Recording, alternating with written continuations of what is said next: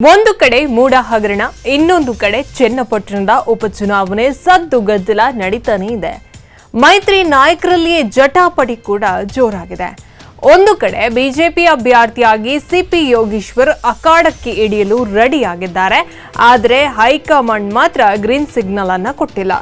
ಇನ್ನು ಚನ್ನಪಟ್ಟಣ ಜೆಡಿಎಸ್ ಕ್ಷೇತ್ರ ಆದ್ರಿಂದ ಜೆಡಿಎಸ್ ಅಭ್ಯರ್ಥಿಯನ್ನೇ ನಿಲ್ಲಿಸೋದಾಗಿ ತಿಳಿಸಲಾಗಿದೆ ಎಂದು ಹೇಳಲಾಗ್ತಾ ಇದೆ. ಕರ್ನಾಟಕದಲ್ಲಿ 3 ವಿಧಾನಸಭಾ ಕ್ಷೇತ್ರಕ್ಕೆ ಉಪಚುನಾವಣೆ ನಡೆಯಬೇಕಿದೆ.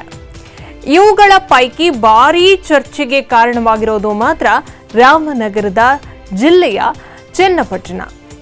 ಇನ್ನು ಕಾಂಗ್ರೆಸ್ ಪಕ್ಷದಿಂದ ಉಪಚುನಾವಣೆಗೆ ನಾನೇ ಅಭ್ಯರ್ಥಿ ಎಂದು ಉಪಮುಖ್ಯಮಂತ್ರಿ ಡಿಕೆ ಶಿವಕುಮಾರ್ ಘೋಷಣೆಯನ್ನ ಮಾಡಿದ್ದಾರೆ. ಬಿಜೆಪಿ ಜೆಡಿಎಸ್ ಮೈತ್ರಿಕೂಟದ ಅಭ್ಯರ್ಥಿ ಯಾರು ಎಂಬುದು ಸದ್ಯದ ಚರ್ಚೆ. ಕ್ಷೇತ್ರ ಉಳಿಸಿಕೊಳ್ಳಬೇಕು ಎಂಬುದು ಮೈತ್ರಿಕೂಟದ ಪಕ್ಷದ ಜೆಡಿಎಸ್ ವಾದ. ಇನ್ನು ಲೋಕಸಭಾ ಚುನಾವಣೆಯಲ್ಲಿ ಮಂಡ್ಯದಿಂದ ಕಣಕ್ಕಿಳಿದು ಎಚ್.ಡಿ. ಕುಮಾರಸ್ವಾಮಿ ಗೆಲುವನ್ನ ಸಾಧಿಸಿದ ಬಳಿಕ ಚನ್ನಪಟ್ಟಣ ಶಾಸಕ ಸ್ಥಾನಕ್ಕೆ ರಾಜೀನಾಮೆಯನ್ನ ಕೊಟ್ಟರು. ಈಗ ಉಪಚುನಾವಣೆ ನಡೆಯಬೇಕಿದೆ. ಚುನಾವಣಾ ಆಯೋಗ ಉಪಚುನಾವಣೆಯ ದಿನಾಂಕವನ್ನ ಯಾವುದೇ ಕ್ಷಣದಲ್ಲಾದರೂ ಘೋಷಣೆ ಮಾಡಬಹುದು ಎಂಬ ನಿರೀಕ್ಷೆ ಕೂಡ ಇದೆ. ಇನ್ನು ಬಿಜೆಪಿ ನಾಯಕ ಎಂಎಲ್ಸಿ ಸಿಪಿ ಯೋಗೇಶ್ವರ್ ಚನ್ನಪಟ್ಟಣದ ಬಿಜೆಪಿ ಟಿಕೆಟ್ಗಾಗಿ ಪ್ರಯತ್ನವನ್ನ ಕೂಡ ನಡೆಸ್ತಾ ಇದ್ದಾರೆ. ಆದರೆ ಟಿಕೆಟ್ ಸಿಗುವ ಭರವಸೆ ಹೈಕಮಾಂಡ್ ನಾಯಕರಿಂದ ಸಿಕ್ಕಿಲ್ಲ. ಮತ್ತೊಂದು ಕಡೆ ಮೈತ್ರಿ ಅಭ್ಯರ್ಥಿ ಅಂತಿಮಗೊಳಿಸಲು ಕೇಂದ್ರ ಸಚಿವ ಎಚ್.ಡಿ. ಕುಮಾರಸ್ವಾಮಿ ಅಂತಿಮ ಒಪ್ಪಿಗೆ ಬೇಕಿದೆ. ಇನ್ನು ಟಿಕೆಟ್ ಸಿಪಿ ಯೋಗೇಶ್ವರ್ ಅವರ ಕೈ ತಪ್ಪಿದ್ರೆ ಮುಂದೇನಾಗುತ್ತೆ ಎಂಬುದು ಬೇರೆ ಲೆಕ್ಕಾಚಾರ. ಇನ್ನು ಸಿಪಿ ಯೋಗೇಶ್ವರ್ ಹೇಳುವ ಪ್ರಕಾರ ಬಿಜೆಪಿ ರಾಜ್ಯಾಧ್ಯಕ್ಷ ಬಿವೈ ವಿಜಯೇಂದ್ರ ನನಗೆ ಟಿಕೆಟ್ ಕೊಡುವ ಮಾತನ್ನ ಕೊಟ್ಟಿದ್ದಾರೆ. ಆದರೆ ಇದು ಕುಮಾರಸ್ವಾಮಿ ಅವರ ಕ್ಷೇತ್ರ, ಹಾಗಾಗಿ ವರಿಷ್ಠರ ಜೊತೆ ಮಾತನಾಡಿ ತೀರ್ಮಾನವನ್ನ ತೆಗೆದುಕೊಳ್ತಾರೆ ಅಂತ ಹೇಳ್ತಾ ಇದ್ದಾರೆ.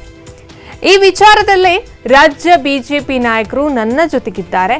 ಹಳೆ ಮೈಸೂರು ಭಾಗದಲ್ಲಿ ಬಿಜೆಪಿ ಗೆಲ್ಲುವ ಏಕೈಕ ಕ್ಷೇತ್ರ ಇದು. ಹೀಗಾಗಿ ಎರಡೂ ಪಕ್ಷದ ನಾಯಕರಿಗೆ ಟಿಕೆಟ್ ಕೊಡಿ ಅಂತ ಕೇಳಿದ್ದೇನೆ ಎಂದ್ರು. ಎಚ್.ಡಿ. ಕುಮಾರಸ್ವಾಮಿಯನ್ನ 2 ಬಾರಿ ಭೇಟಿ ಮಾಡಿದ್ದೇನೆ. ಅವರು ಕೂಡ ಟಿಕೆಟ್ ಕೊಡಲು ಒಪ್ಪಿದ್ದಾರೆ. ಇನ್ನು ಚುನಾವಣೆ ಸ್ಪರ್ಧೆ ಮಾಡಿಯೇ ಮಾಡುತ್ತೇನೆ. ನಾನು ಮೊದಲ ಆದ್ಯತೆ ಮಾತೃಪಕ್ಷ ಬಿಜೆಪಿಗೆ, ಇಲ್ಲವಾದ್ರೆ ಮುಂದಿನ ಯೋಚನೆ ಮಾಡೋಣ ಎಂದು ತಿಳಿಸಿದ್ದಾರೆ. ಇನ್ನು ಚನ್ನಪಟ್ಟಣದಲ್ಲಿ ಮಾಜಿ ಸಚಿವ ಸಿಪಿ ಯೋಗೇಶ್ವರ್ ಸ್ಪರ್ಧೆ ಮಾಡ್ತಾರಾ ಅನ್ನೋದನ್ನ ನಾವೆಲ್ಲರೂ ಇಲ್ಲಿ ಕಾದು ನೋಡಬೇಕಾಗತ್ತೆ. ಇನ್ನು ಸಿದ್ದರಾಮಯ್ಯ ಅವರ ಬಗ್ಗೆ ಕೇಳಿದಾಗ ನಂಗೆ ದೊಡ್ಡ ಸಮಸ್ಯೆ ಆಗಿದೆ, ನಾನ್ಯಾಕೆ ಬೇರೆಯವ್ರ ಬಗ್ಗೆ ಮಾತನಾಡಲಿ ಎಂದು ಸಿಪಿ ಯೋಗೇಶ್ವರ್ ಅವರು ಪ್ರತಿಕ್ರಿಯೆಯನ್ನ ನೀಡಿದ್ದಾರೆ. ಇನ್ನು ರಾಜ್ಯ ಬಿಜೆಪಿ ನಾಯಕರು ಜವಾಬ್ದಾರಿ ತೆಗೆದುಕೊಂಡು ಈ ಚುನಾವಣೆಯನ್ನ ನಡೆಸಬೇಕು. ಇದರಲ್ಲಿ ಬಿಜೆಪಿ ರಾಜ್ಯಾಧ್ಯಕ್ಷ ಹಾಗೂ ಎಚ್.ಡಿ.ಕೆ ಹೊಣೆಗಾರಿಕೆ ಇದೆ. ಚನ್ನಪಟ್ಟಣ ಕ್ಷೇತ್ರದಲ್ಲಿ ಮೈತ್ರಿ ಅಭ್ಯರ್ಥಿ ಗೆಲ್ಲಬೇಕು. ಮುಂದಿನ ವಾರ ಎಲ್ಲ ಗೊಂದಲಕ್ಕೂ ತೆರೆ ಬೀಳಲಿದೆ. 100ಕ್ಕೆ 100ರಷ್ಟು ನನಗೆ ಟಿಕೆಟ್ ಸಿಗುವ ಭರವಸೆ ಇದೆ. ಮೊದಲು 2 ಪಕ್ಷದ ನಾಯಕರ ಸಮನ್ವಯ ಸಭೆ ಆಗಬೇಕು.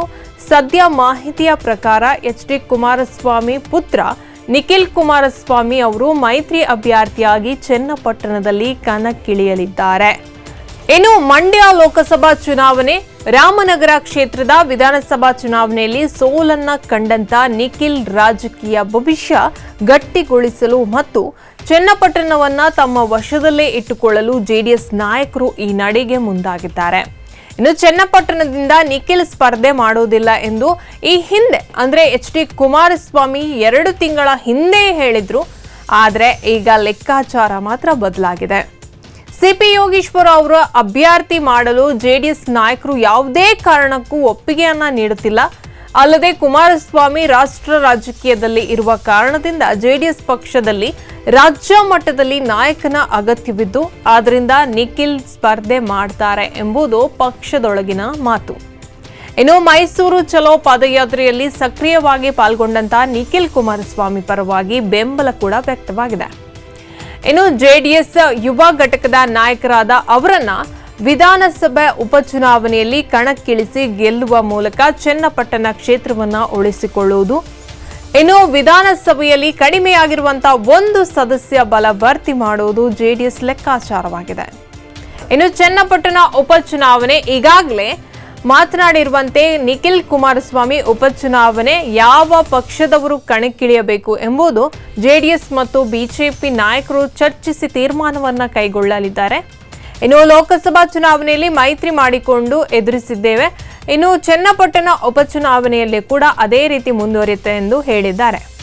ರಾಮನಗರದ ಚನ್ನಪಟ್ಟಣ ಕ್ಷೇತ್ರದಲ್ಲಿ ಉಪಮುಖ್ಯಮಂತ್ರಿ ಡಿಕೆ ಶಿವಕುಮಾರ್, ಕೇಂದ್ರ ಸಚಿವ ಎಚ್.ಡಿ. ಕುಮಾರಸ್ವಾಮಿ ಪ್ರತಿಷ್ಠೆಯಲ್ಲಿ ಅಡಗಿದೆ.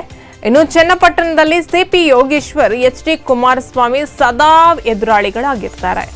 ಈಗ ಉಭಯ ಪಕ್ಷಗಳು ಮೈತ್ರಿಯಾದ ನಂತರ ಸಿಪಿ ಯೋಗೇಶ್ವರ್ಗೆ ಬೆಂಬಲವನ್ನ ನೀಡಲು ಕುಮಾರಸ್ವಾಮಿ ಮಾತ್ರವಲ್ಲ, ಜೆಡಿಎಸ್ ಕಾರ್ಯಕರ್ತರು ಸಹ ಒಪ್ಪಿಗೆಯನ್ನ ನೀಡ್ತಾ ಇಲ್ಲ. ಇದೇ ಕಾರಣಕ್ಕೆ ಚನ್ನಪಟ್ಟಣದ ಅಭ್ಯರ್ಥಿ ಚರ್ಚೆ ಕುತೂಹಲಕ್ಕೆ ಕಾರಣವಾಗಿದೆ. ಹಾಗಾದ್ರೆ ಮೈತ್ರಿ ಅಭ್ಯರ್ಥಿಯಾಗಿ ಸಿಪಿ ಯೋಗೇಶ್ವರ್ ಕಣಕ್ಕಿಳಿತಾರಾ ಅನ್ನೋದನ್ನ ನಾವೆಲ್ಲರೂ ಇಲ್ಲಿ ಕಾದು ನೋಡ್ಬೇಕಾಗತ್ತೆ. ಚನ್ನಪಟ್ಟಣ ಯಾರ ಪಾಲಾಗತ್ತೆ ಅನ್ನೋದನ್ನ ನಾವಿಲ್ಲಿ ನೋಡ್ಬೇಕಾಗತ್ತೆ.